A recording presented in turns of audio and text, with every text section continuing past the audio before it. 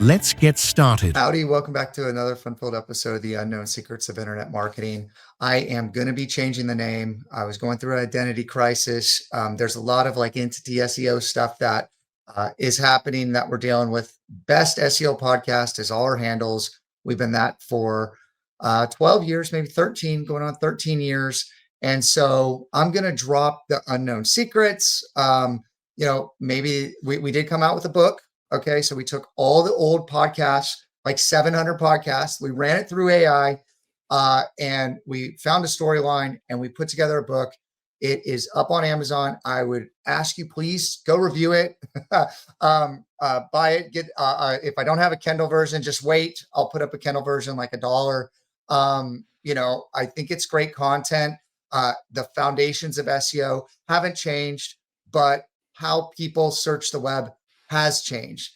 And that leads me to my guest, who I actually just had on my oil and gas sales and marketing podcast. He did some cold outreach, convinced my my co-host on that podcast to bring us on. And then my co-host bailed on me, and Steven and I were just jamming about AI workflows, outreach, analysis prep, all the things you can do with AI. I know if you're listening to this podcast, AI has been very disruptive in marketing. That was probably marketing and sales is one of the first areas that it, impacted. So we're ahead of the curve in that area.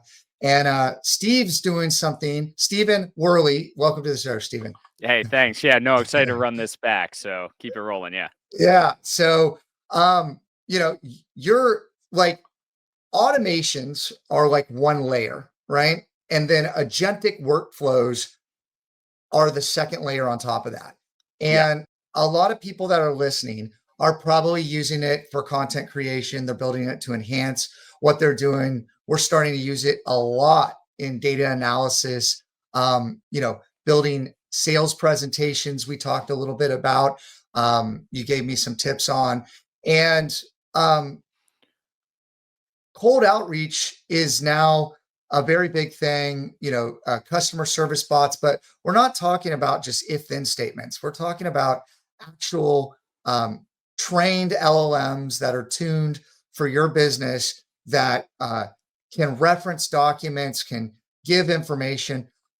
It's really amazing what's happening. And this is the next layer, is plugging in what you're doing manually or what you're having your team do or VAs to use these workflows, to use these LLMs and agentic workflows to drive your business forward. And so I would love for you to kind of just set the table on, you were a sales trainer before this, what you were seeing, what was happening, and why you decided to take the jump to start building out a lot of automation and mainly an N8N. So, yeah, absolutely. So one thing when you're managing a lot of people, especially in a sales team, everyone is taking sales calls every day. So those should be to some extent reviewed and provided feedback on. So you can see and imagine, whether you're in sales or not as your primary, that's a huge responsibility from a time standpoint and a personnel standpoint that creates a really big barrier to scalability.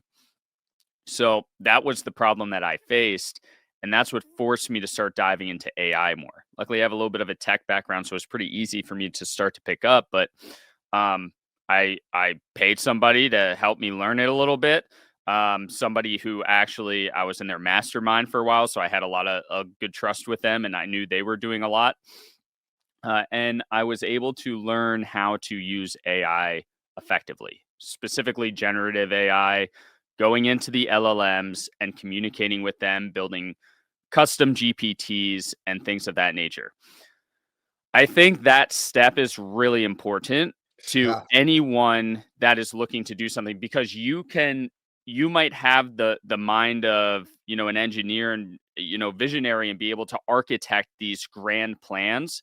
But if you don't know how to get the result and the output that you want from the LLM, it really doesn't matter. And that right there, I think, is the biggest gap that I've seen in terms of a lot of the SaaSes that have come out in terms of AI, because they're too generic. They're not dialed in specifically to a specific, company process.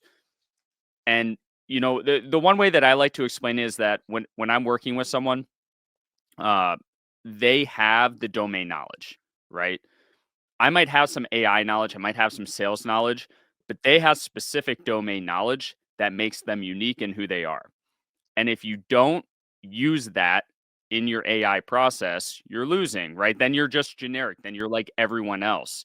So that's the biggest thing, and the pathway. So first I learned the generative AI train. I understood how to do that really well. And then my automation instincts kicked in, and I was like, well, I bet I could probably make this smoother, right? So when I take what I did in a custom GPT, put it into an open AI assistant, and now have it do it via API, so that way when a deal moves from this stage to that stage, it automatically is grabbing stuff, or a transcript processes from read.ai, it grabs it from a webhook, sends it to AI, it provides feedback, drops it in a Google Doc, provides some follow-up messages, things like that. And now all of a sudden we're agentic, right? So that's the big idea.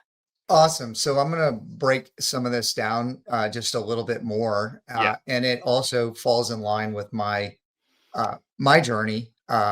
Is started using LLMs a lot, right? Because cleaning data and labeling data was not super fun. Took a long time to do anything with big plots of data and data marts, warehouses, lakes, whatever you want to call it. Sure. And so we were using it a lot, like with like an ERP system to enhance product descriptions or stuff like that. But really using it day to day until LLMs came out, that's what really changed the game. And after I started using it a lot, and I know a lot of people that are listening are starting to use it more and more and more. And a lot of the conversation that we're working on is how to get visibility in ChatGPT and Perplexity and some of the other LLMs. Like, so how do they sort through? How do those agents comb through the information? Because Google was like a librarian. You go to Google and you say, "Hey, I want to get this knowledge," and it'd be like, "Okay, go here, go here, go here." Mm-hmm. Now it actually goes and gets it for you, right? Also, people are starting to use it for more and more stuff as the adoption curves comes in, and they're starting to ask it more unstructured questions. So prompt engineering is where everyone should start. I actually took a bunch of different certifications. Really, it was just learning for me from different people how they were approaching it, how they were building prompts. I know there's a lot of people out there, and I used to like take screenshots of like all these different prompts that people were using. And once you understood how the cake's made, then now you can start to get the outputs and tune that to what you're trying to do.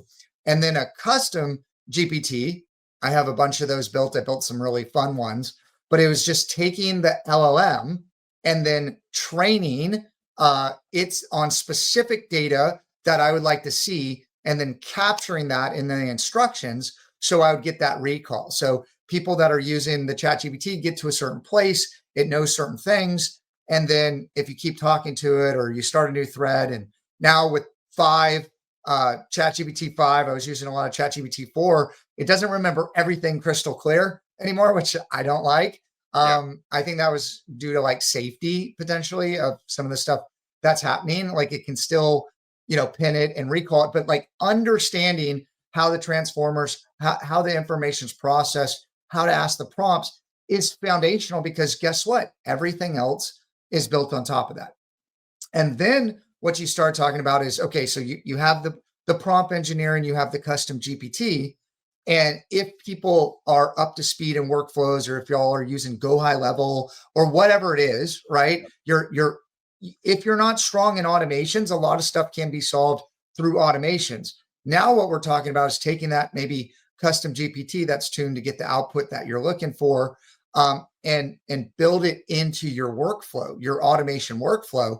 And as those two come together, it becomes really, really powerful because it can answer things, it can think, it can do different things that potentially a level one customer service or salesperson, outreach person can do. And so now if you start to, use APIs and bolt some of this stuff together, now it's about domain knowledge and that's foundational knowledge, and then bringing someone like you and Steven to help smooth it out or build it for them or something like that. I would love to kind of talk about some of the things you built, maybe case studies of we talked last time, you said you were building some great prompts and then you thought they were amazing, and then the sales team was like, oh, I'm not sure how to incorporate this. I would love to hear some of those things that you built or some of the things you're building for clients. I'd love to start there. Yeah, like the journey of like kind of where it started and where it's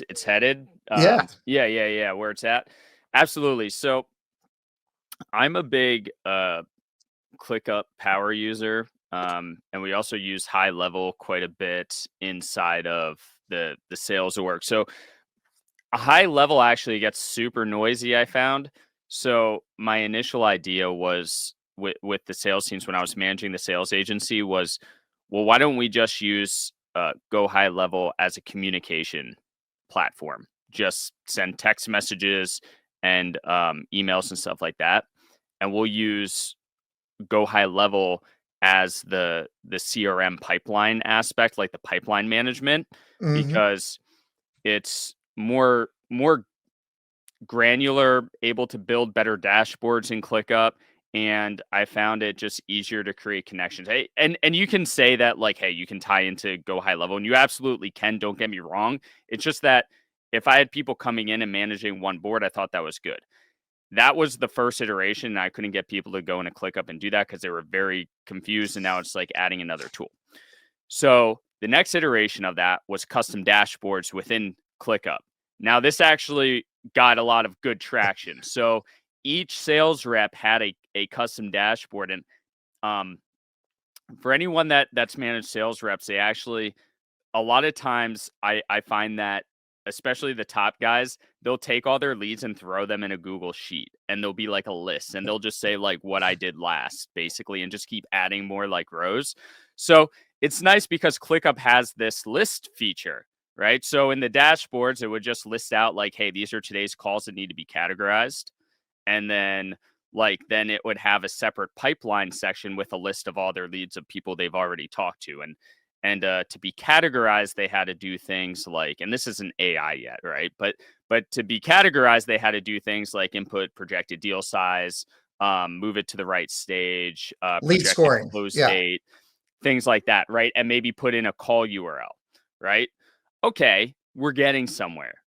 Now it's like, well, this is still a lot for a salesperson to do admin wise at the end of the day.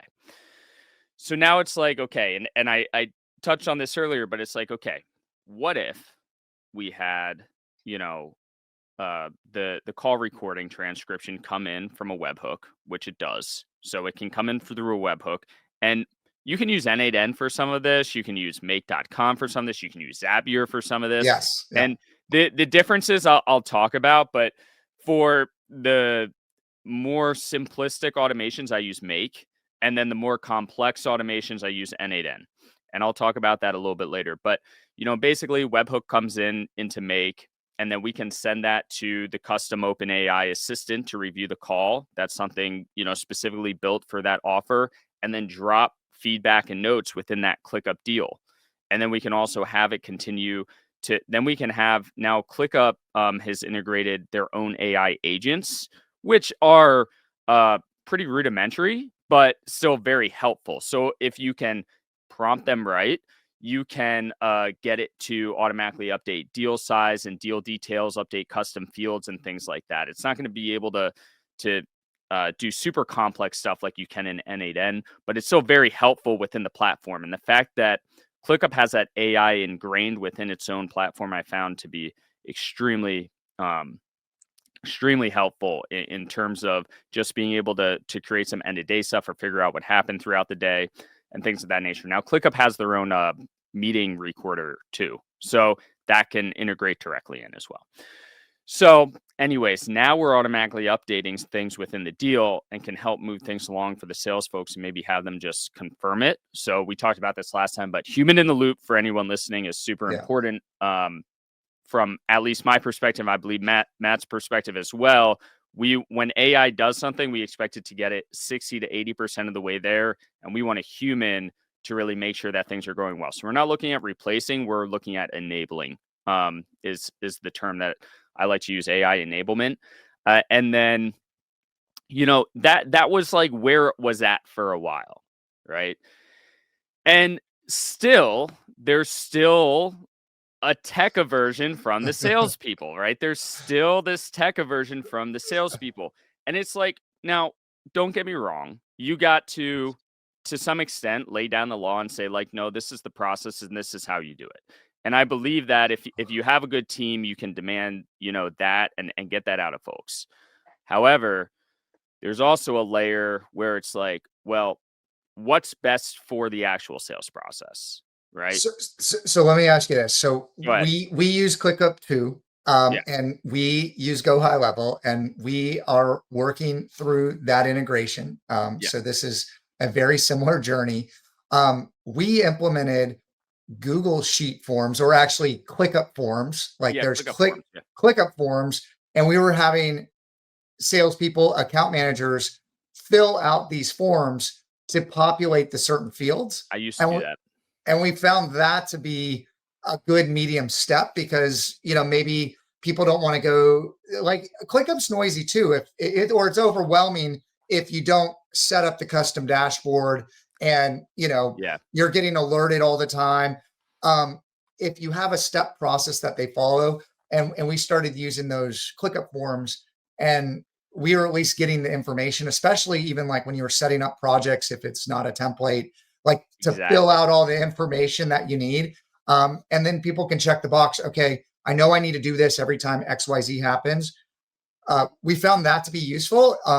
But it's, of course, like you can make it better. You can make it smoother. Right. So pick up where you left off in your story. Yeah. So just to touch on that too, I used to do that a little bit. I had SDRs do more of the inputting of the deal, and then I had the deals automatically populate in. And I do find that SDRs, for anyone listening, are more apt to following SOPs and doing things in a certain way than a closer is, because there are times like you want them on, right? You want them on and dialing and doing things, but there are times a little bit more flexible because they don't wake up to a bunch of scheduled calls usually, as much as a closer does in the sales process scenario. Sometimes they have some things on there that they, have scheduled, but usually a closer's calendar is much more tight. I find. So, yeah, back on where we were at. So I do find that the dashboards have worked better than the forms overall. But anyways, that brings us to where we're at, and it's, what's best for the sales process, right? What's best to actually get the most revenue out of this? I think we talked about this on your show, but I did some research with AI pretty recently about how much money we lose from prospects that we're not properly following up with. Now, this isn't a specific data point from MIT and Stanford, but through AI's analysis of the article, this is about what it works out to. All right. So don't quote me on it, FTC.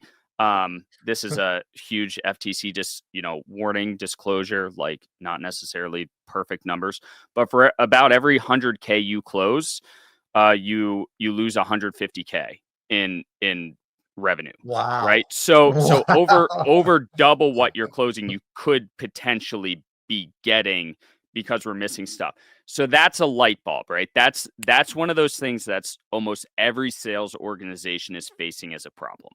And that's a massive problem because almost all of that is going to affect bottom line pretty easily because they're already acquired prospects. You paid for them. They're part of everything that's already worked into the math for the most part. maybe a little bit of usage in emails or text messages or affecting someone's time slightly. But outside of that, this is mostly accounted for in terms of the top line, right? Mm, So when we think about that, now it's like, well, what can we do about that? Right? Because we have these tools now, we have AI. And the idea is, well, maybe the salespeople need to work in a smarter environment for them. Maybe we do need to mold a little bit to them. And that solution that we started to touch on was in the last show was more of, hey, what happens if, if you're using Slack, for example, we have a Slack bot that literally messages the next thing that a closer needs to do when they're not on a call, right? This is the next highest priority thing. Send this specific email based on the conversations you've already had to this prospect, or call this prospect, schedule a follow up with this prospect, and this is what that call flow should look like, right? So now, it's almost like a closer can work off this infinite task list, mm. right?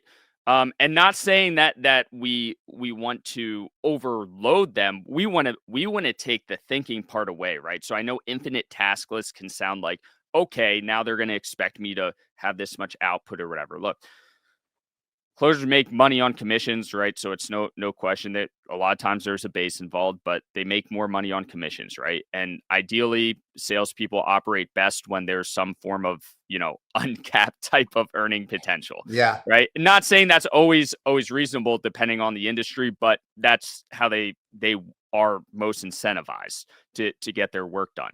So with that said, how can we help them collect the most revenue?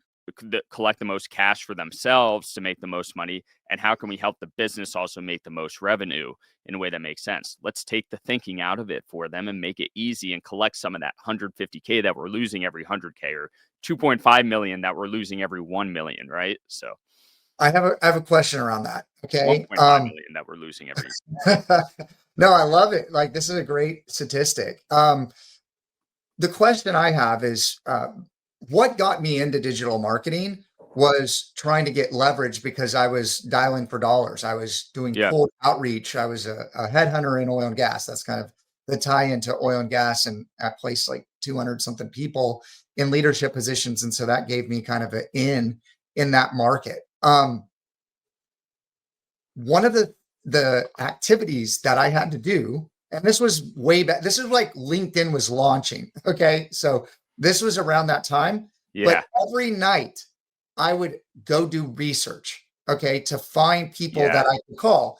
And depending on how much research I did, how long my list was, because some people answered, some people didn't, it changed on how many calls I was trying to reach. So they wanted us to make 60 to 80 calls a day and leave messages if we didn't get anybody, and it would be lower if we were on the phone with somebody for a long time and they measured minutes on the phone and all this sort of thing. correct. It would have been great. So how would you set that up? Like, if someone is doing cold outreach, like, I'm thinking through it right now. I have some ideas, but I'd love to hear from you. If it could give me an endless amount of prospects to call, like, right, I load in a list, use some kind of tool to enrich the data where, and then it pulls in like Hunter.io or whatever. It starts to Yeah, pull in stuff like into the workflow, and it just keeps giving you people to call.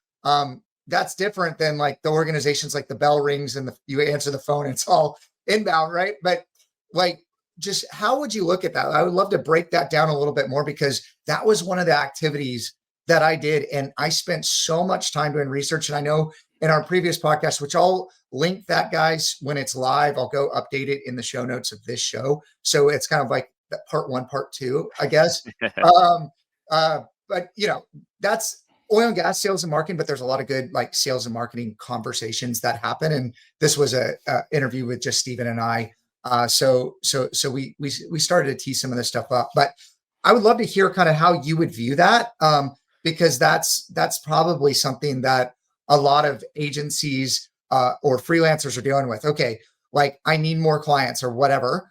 yeah, Where do I start? Because, well, SEO is a little is changing. Paid ads are changing, like, Sure. search is going everywhere. So a lot of people are saying, hey, I need to switch to cold outreach, right? And so um, they're starting rudimentary, maybe Yeah. setting up that outreach. Like, how would they do that? Yeah. So one thing that I just want to say is there are people smarter than cold outreach than me, but I have strategies that we use within the sales process that I feel are very useful. And you can do what you said where you generate a list, like maybe you go into Apollo or something like that and you generate a list and you can start there. But I would urge everyone who's listening to this to start smarter, not harder.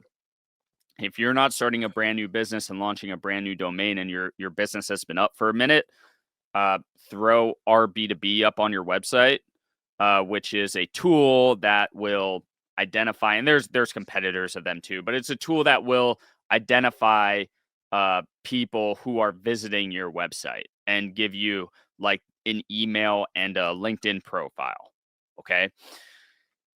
Our B2B has they have integration set up and everything. So you can do the same thing with a cold list that I'm saying right here. I'm just going to talk in this aspect because I feel like it's an easier win for anybody who's like, I'm hurting for clients. What do I do?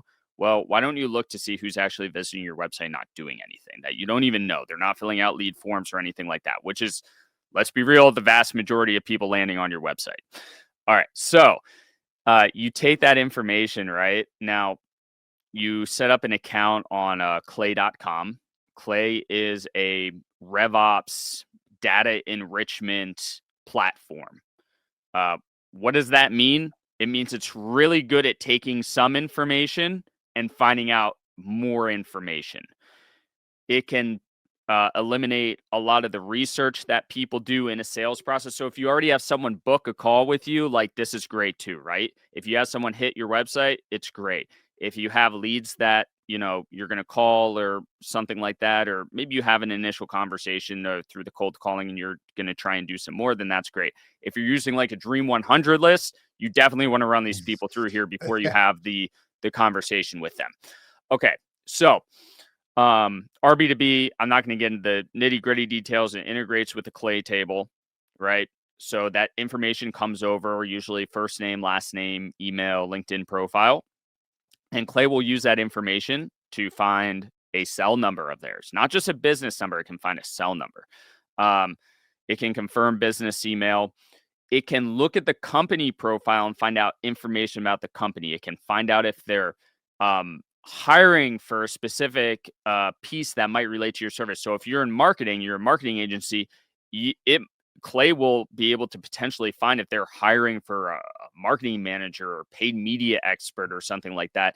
And that can create hooks for you in order to use in email outreach, but then also have this knowledge when you call them, right? So if you're calling someone on this Dream 100 list or someone that hits your site and it's like, hey, saw you hit the site and saw you guys were hiring for this position, is that something that you're open to outsourcing instead, right? Like, and Yes. I'm not perfect word tracks at all right now, but like that strategy is something that can be highly useful, and Clay can integrate with pretty much anything too, right? So that can come back to Slack channel.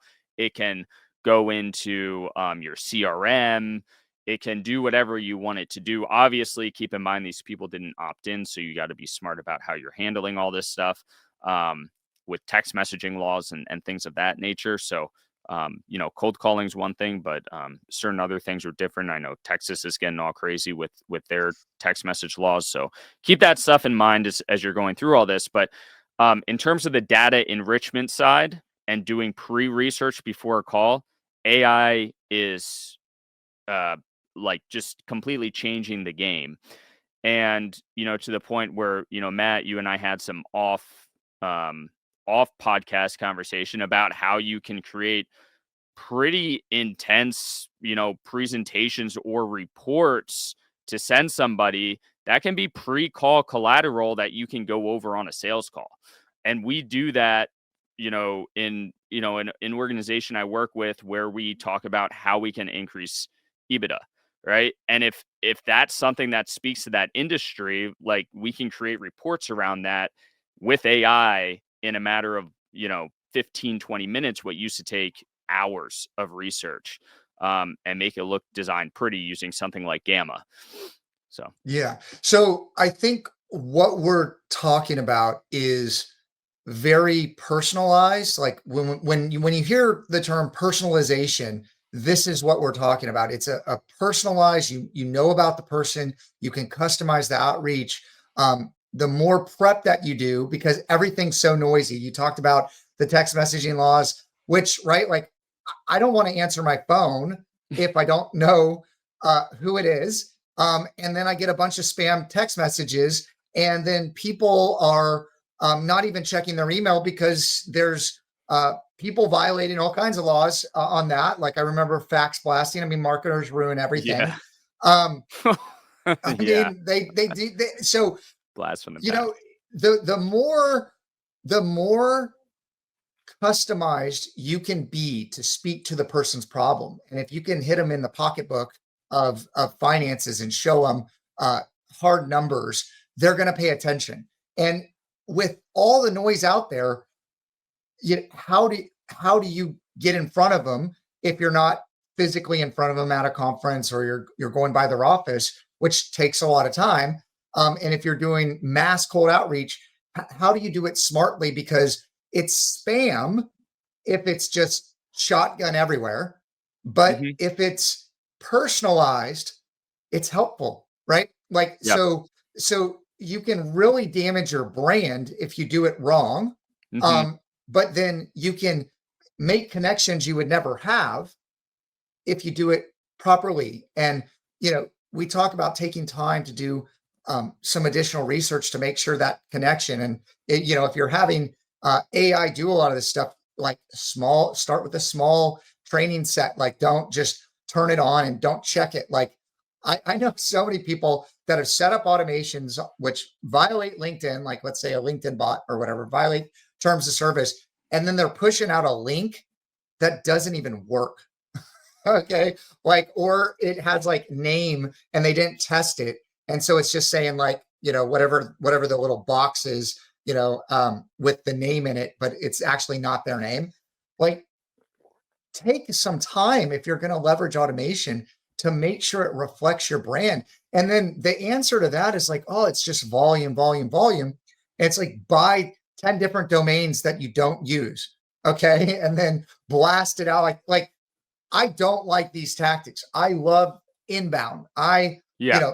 Like I like to drink my own Kool-Aid. And when people call us, they like 75% of the research is done before they pick up the phone and call you. So you were talking about retargeting or, reaching out to the people that are on your website. Right. If you're doing cold outreach, guess what, everyone? If they come look and you haven't posted on whatever their favorite channel is in 2 years, okay, like it's going to be an issue. Like you got to maintain your presence online. You have to maintain your socials.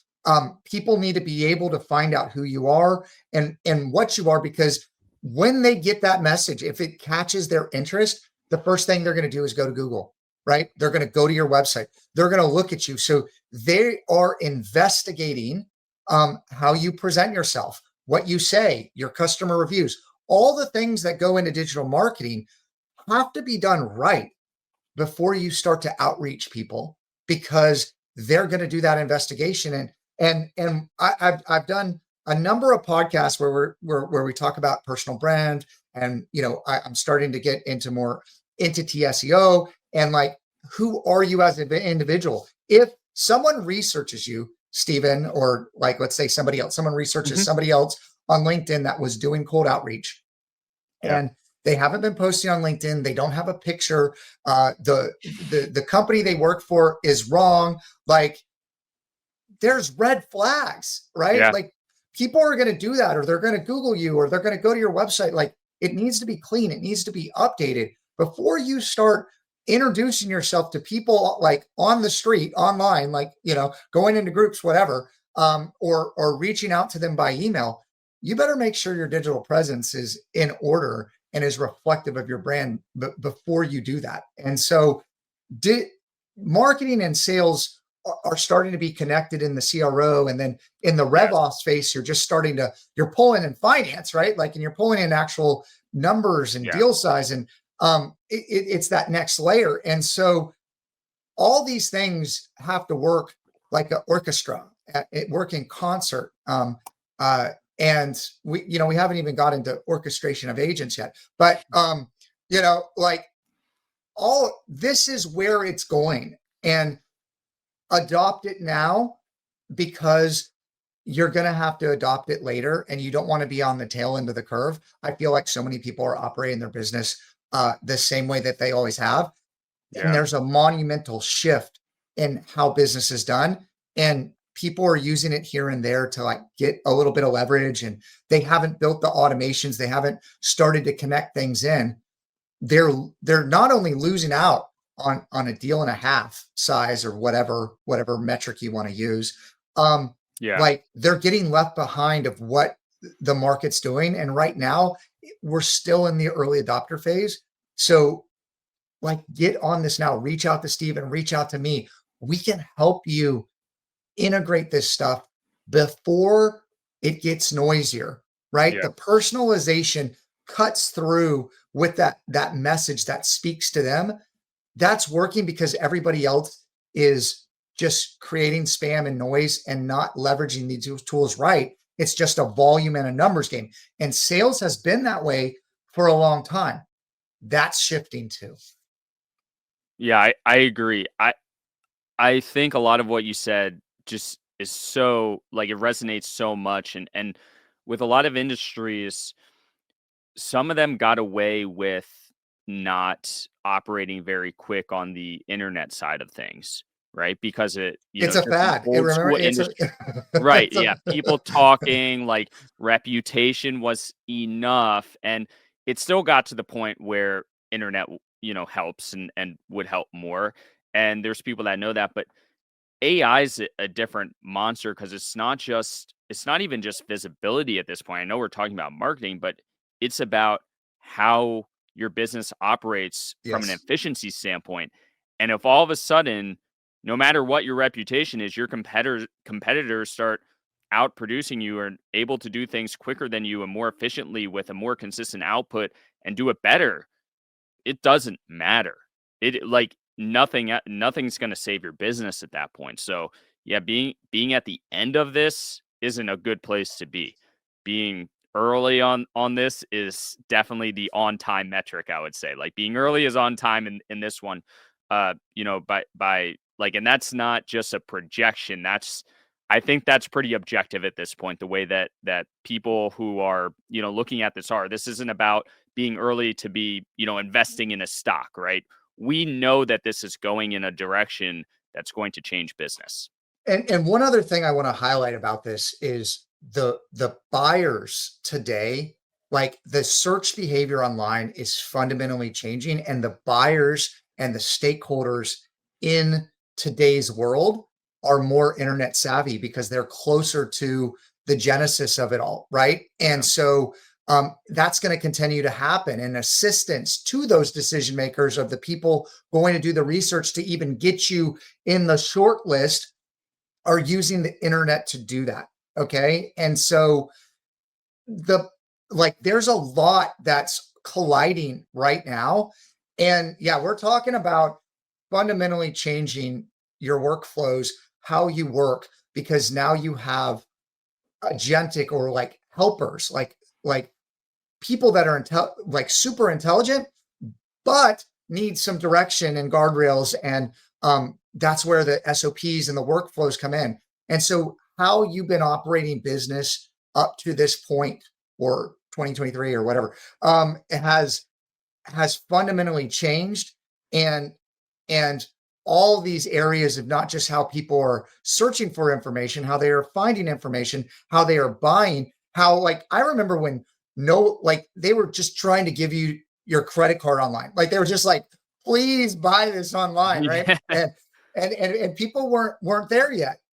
Now it's common day practice. And I even see crypto. Okay. I see the stablecoin rails colliding into this, and that layer of money for the internet, and is absolutely coming, and people need to be prepared for it.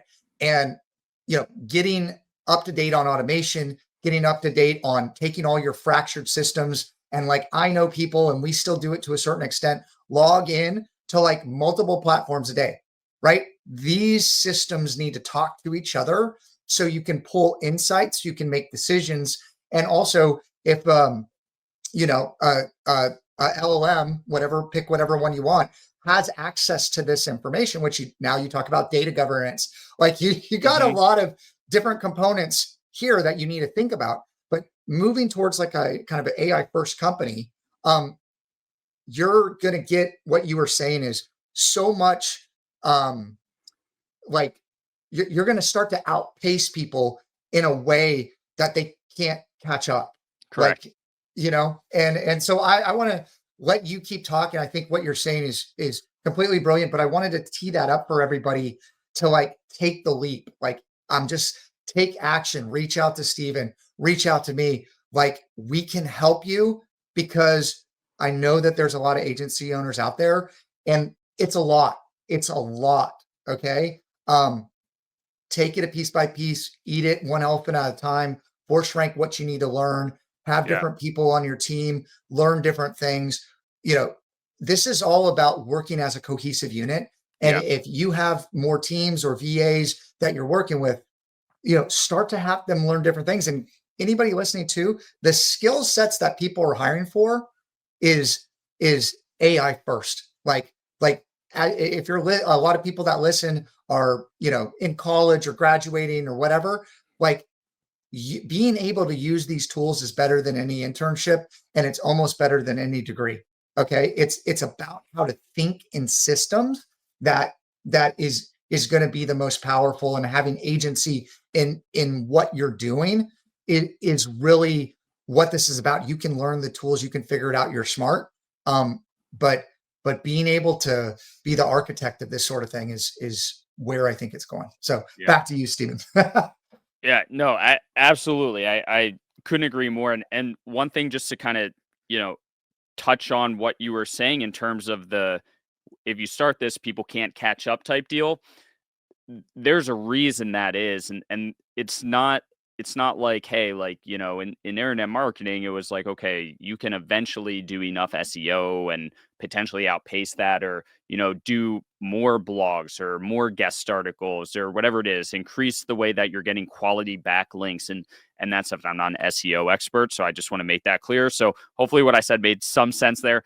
But in the AI world, the reason why it's different is because AI becomes part of a process in which that you operate.